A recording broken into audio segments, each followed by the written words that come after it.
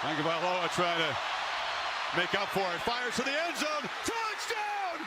Alabama! In one of the most thrilling moments in college football history, Alabama's Tua Tagovailoa delivered a pinpoint pass to Devontae Smith for a 41-yard walk-off touchdown to win the national title for the Crimson Tide. But let me show you what happened just one play earlier.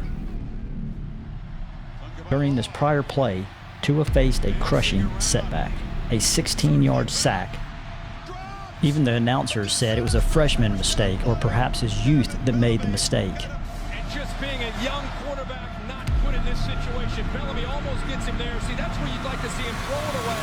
Nobody's open. And now they are backed up all the way to the 41-yard line. So how did Tua make this transition from being sacked to becoming the superhero? Well, despite his obvious physical talents and gifts, he also leverages a very powerful psychological technique, and it's one that all successful people have, and it's called psychological flexibility. And today we're going to discuss this powerful topic through a framework that I like to call the hero, the hurdle, and the hack. The hero is going to detail what exactly psychological flexibility is. The hurdle is the number one obstacle that stands in our way of success. And the hack is the amazing mental technique that we use to leverage psychological flexibility and overcome any setback we experience. So at its core, psychological flexibility is the skill to be able to stay within the present moment. Regardless of any unpleasant thoughts or feelings, you are able to choose your own behavior. Now, to better understand what psychological flexibility is, there's another phrase that goes along with it called refractory period. And I like how organizational psychologist Benjamin Hardy puts it in the following quote: "The amount of time it takes to emotionally recover and move on from an experience." So the key concept can also be boiled down to two words: emotional recovery. And the reason it's related to a refractory period is because it's how quickly or how fast you can emotionally recover. Just like Tua did when he was easily able to bounce back from a 16-yard loss to now throwing the game-winning touchdown. So let's put this into an easy-to-use formula. The more psychologically flexible you are, the faster it is for you to let things go. The less psychologically flexible you are, the longer you will hold on to even the smallest of things. But just simply knowing about psychological flexibility or emotional recovery, that's only part of the battle. We must also be able to recognize the exact obstacle that stands in our way. In other words, what is it exactly that causes us to be less flexible or to hold on to even the smallest of things,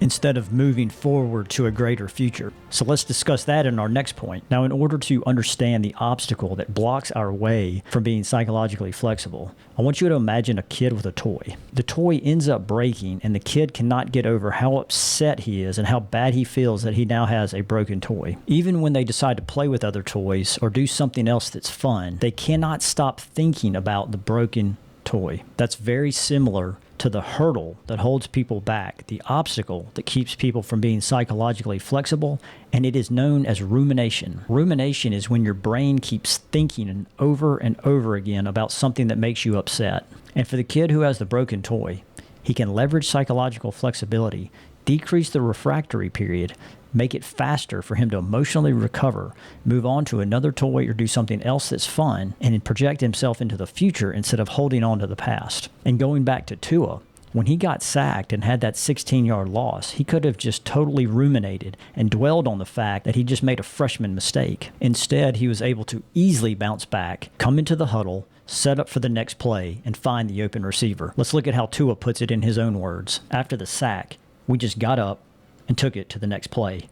I looked back out, and he was wide open. Smitty, the wide receiver, was wide open. That is elite-level psychological flexibility, and go from being sacked to becoming the superhero. So now we know that we must have emotional flexibility and to quickly be able to recover mentally. And then we know that rumination and dwelling on the past is the main hurdle that we have to overcome. But is there a mental hack? Is there something that we can quickly do in the moment to leverage this powerful psychological technique? You know there is. So let's talk about it in the next point. Let's go back again to the kid with the broken toy, and then imagine there are multiple boxes in the room for all of the toys there. So what the kid can do now is he can take the broken toy, put it in a special box, and close the lid. That way you take the broken toy, cover it up, and you never think about it again. This is the psychological hack known as compartmentalization. It's like putting any upsetting thoughts into a mental box so that you can move on to better things. This can easily help you stop ruminating,